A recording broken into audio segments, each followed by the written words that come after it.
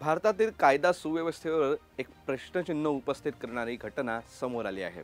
लखनौ न्यायालयाने वकील परमानंद गुप्ता यांना जन्मठेपेची शिक्षा सुनावली आहे.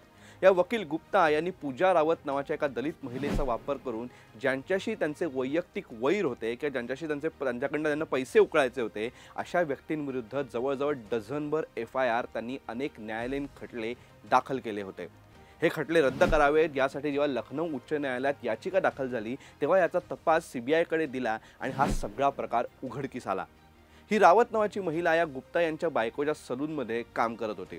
तेव्हा तिच्या जातीचा फायदा घेऊन या गुप्तांनी त्यांच्या विरोधकांवरती खोटे खटले दाखल केले.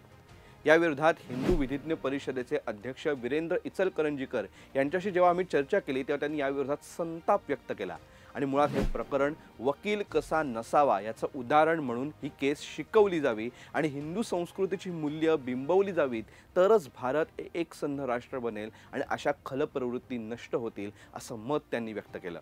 आपल्याला काय वाटतं हे कमेंट बॉक्समध्ये नक्की सांगा.